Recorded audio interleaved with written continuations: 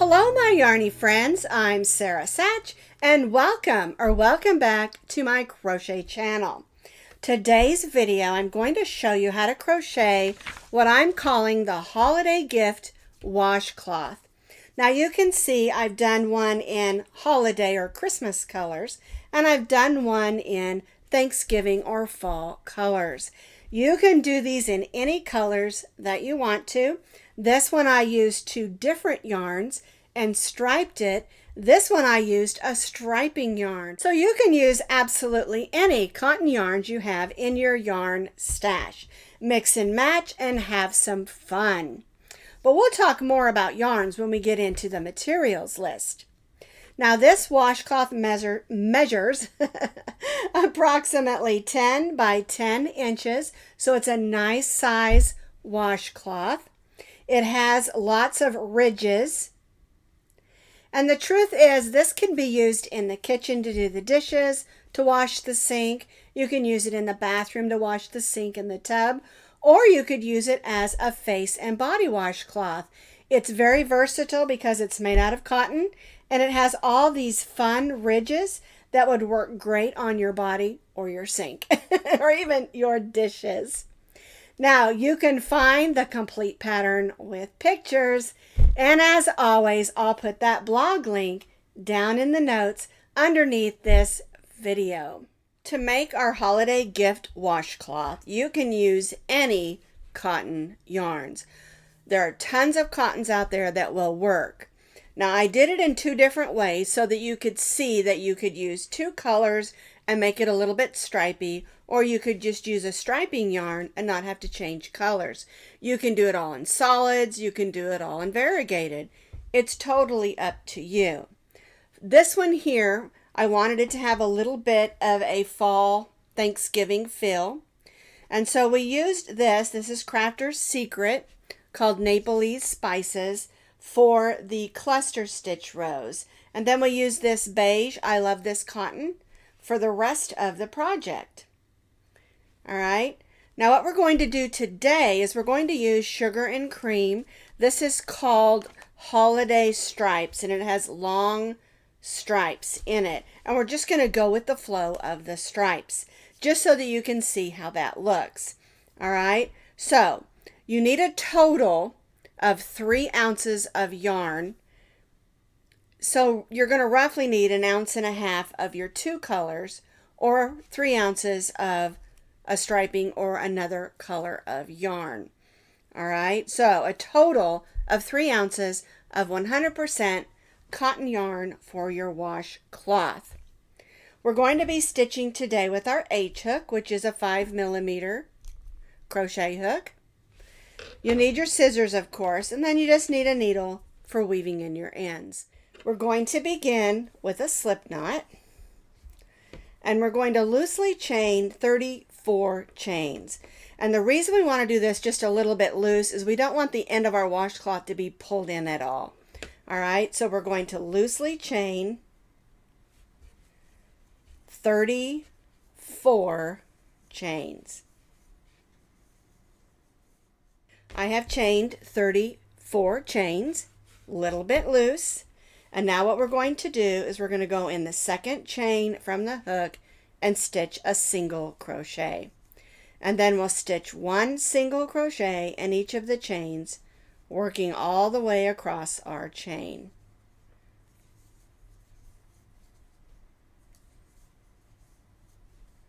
One single crochet in each of those chains, working all the way across. I stitched 1 single crochet in each of those chains across. We started in the 2nd chain from the hook, so we have 33 single crochets. We're going to chain 1 and turn. Now we're going to stitch in the back loops only. All right, so when you look at the top of your work there, you've got 2 loops. The loop that's here, that's your front loop. The loop that's on the back side facing away is your back loop. All right, so we'll go right in that first stitch because our chain 1 does not count as a stitch. And we'll stitch 1 single crochet in each of those back loops. Again, working all the way across our row. And you'll know that you're doing it correctly if you see that ridge. Right there, that ridge. That gives us a little bit of texture for our washcloth. All right, so we're just going to stitch a single crochet in each of the single crochets, working all the way across and in each of the back loops only.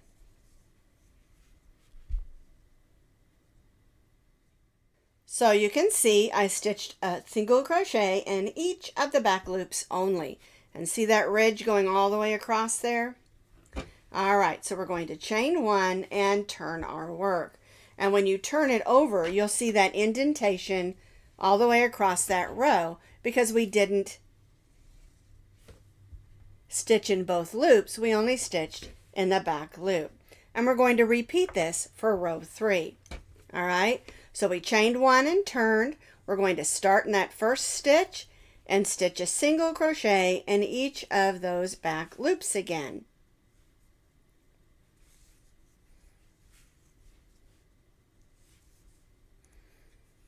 So basically for row 3, we're just repeating row 2. One single crochet in each of the back loops only.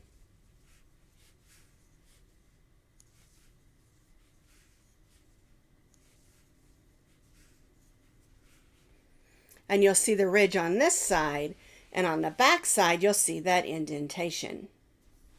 All right? All righty. So one single crochet in each of the single crochets across, working in that back loop only. So I finished row 3. We have 33 single crochets working in the back loops only. And at the end of this row, we're going to chain 3.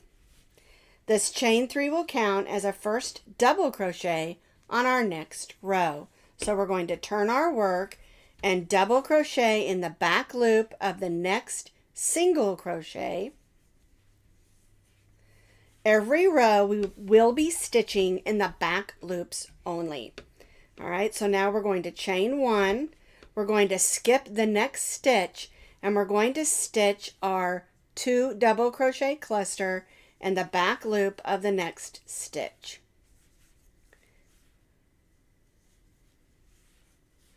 And chain 1. All right, so we're going to skip the next stitch and stitch our 2 double crochet cluster. Yarn over, go in, pull up a loop, yarn over and just go through the first 2. Then we'll yarn over, go in that same stitch, pull up a loop, yarn over and just go through the first 2. You'll have what looks like 2 unfinished double crochets and then that loop from the previous stitch. Yarn over and go through all 3 of them and chain 1. All right, and so this is our repeat across for row 4. We chained 1, skipped 1, and then our two double crochet cluster in the next stitch. It's kind of hard to say that sometimes. Chain 1, skip 1, 2 double crochet cluster in the next stitch, and again we're only working in the back loop only.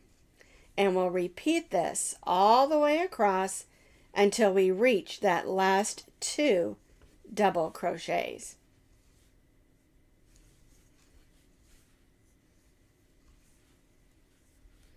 All right, chain 1, skip 1, 2 double crochet cluster in the next, and repeat all the way across. So I have repeated this all the way across. We have our 2 double crochets, chain 1, skip 1, then we have 14 2 double crochet clusters, and we have 3 stitches left. So we've chained 1, skip 1, and then 1 double crochet in those last 2 double crochet stitches. And again, we're stitching in the back loops only. And then we're going to just chain 1. And that's the way that row 4 should look.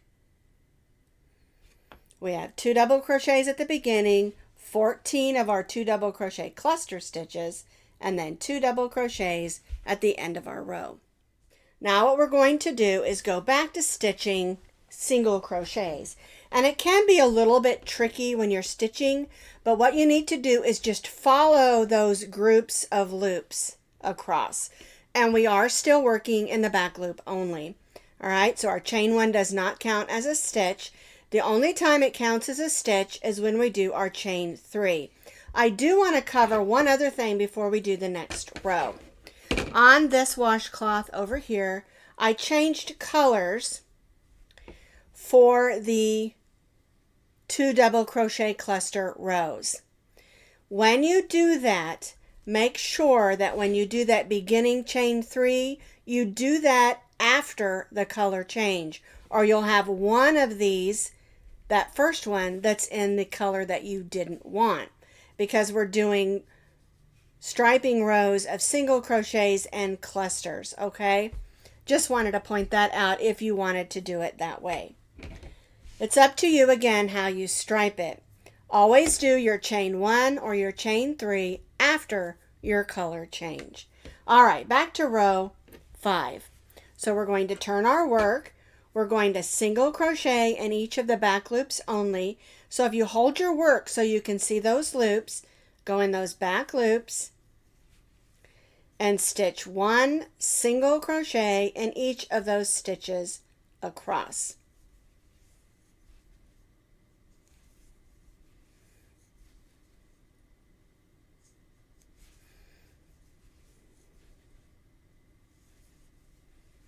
One single crochet in each of the stitches across, working in the back loops only.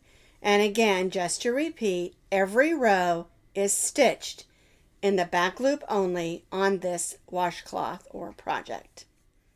So I have stitched 1 single crochet in each of the back loops across, and we're back to having 33 single crochets. And so now what we're going to do for row 6 and row 7 is we're just going to repeat row 5 and stitch 2 rows of 1 single crochet in each stitch across, working in the back loops only. So chain 1 and turn and stitch 2 rows of 1 single crochet in each of the back loops only, working all the way across.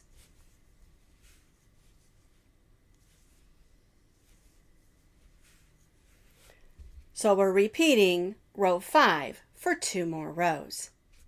I repeated those 2 rows, so now we have 3 rows of single crochets stitched in the back loops only.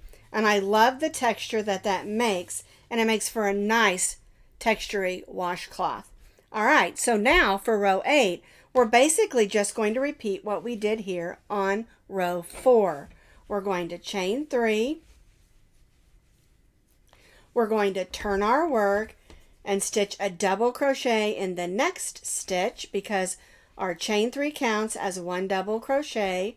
We're going to chain 1, skip 1, and stitch a 2 double crochet cluster in the next stitch. Chain 1, skip 1, 2 double crochet cluster in the next stitch, and again we're stitching all of our clusters and stitches in the back loops only. So for row 8, we're just repeating what we did on row 4. Stitching those double crochet clusters all the way across and ending with 2 double crochets. And don't forget, we're stitching in the back loops only.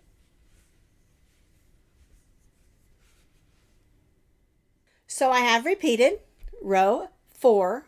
For row 8, we have those 2 double crochets at the beginning and end with 14 2 double crochet clusters with chain 1s in between. All right, so now what we're going to do is we're going to continue to repeat 5, 6, 7, and 8, rows 5 through 8, 4 more times. So we'll do 3 rows of the single crochets stitched in the back loops only, 1 row of the cluster stitches, again stitched in the back loop only. Those 4 rows, rows 5 through 7 4 more times. So here is the washcloth. We did the first 2, then we repeated it 4 more times, and you're going to end on a row of your cluster stitches. Isn't that beautiful?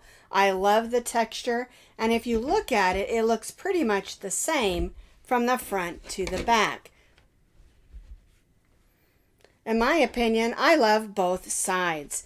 You have your ridges, you have your cluster stitches. It's just beautiful.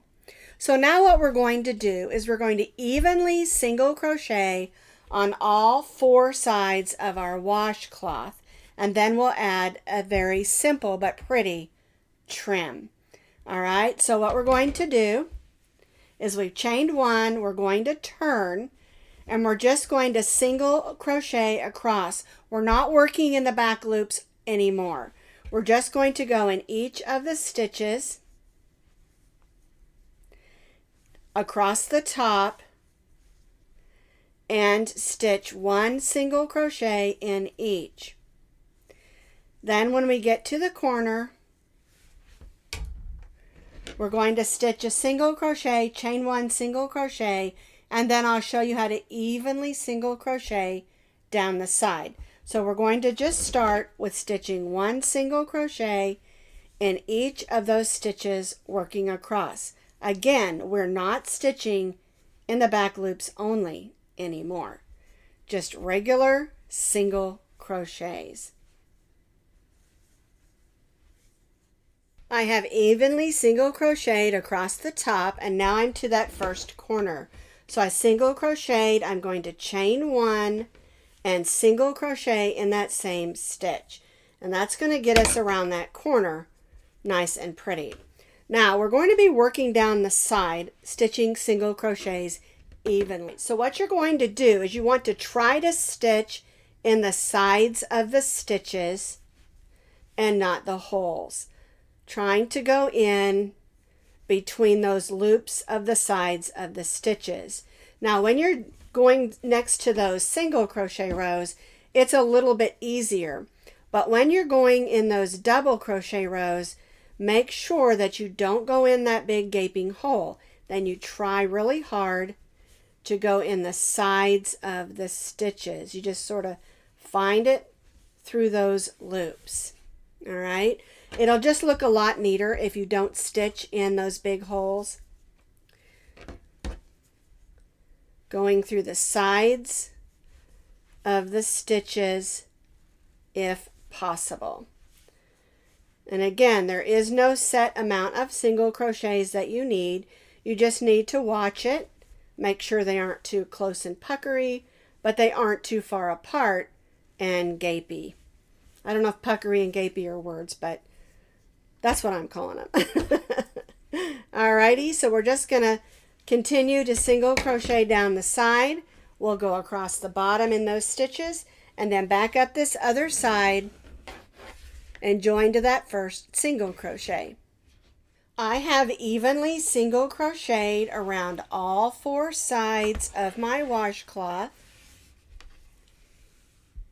I placed a single crochet, chain 1 single crochet in the 4 corners, and then I joined to that first single crochet with a slip stitch and chained 1. Now we're going to make a really simple trim around the edge. So we're going to single crochet in the first single crochet. Then we're going to double crochet in the next one. Single crochet in the next and double crochet in the next. So basically we're alternating a single crochet and a double crochet every other stitch.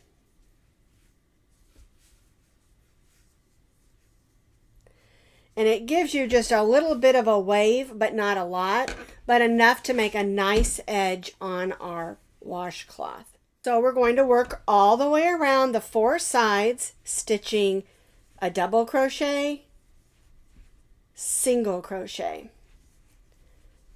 double crochet, single crochet, every other stitch alternating all the way around with a double crochet and a single crochet. And I think you're really going to like the way the trim ends up looking.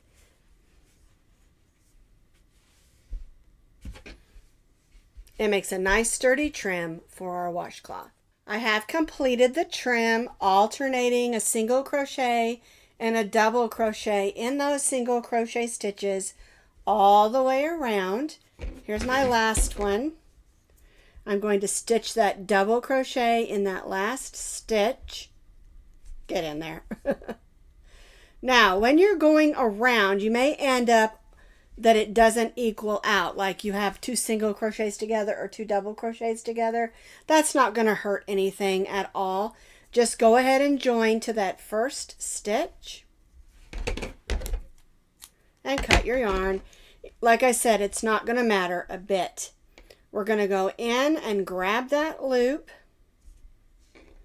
and pull it to the back so we have a nice finish on the front.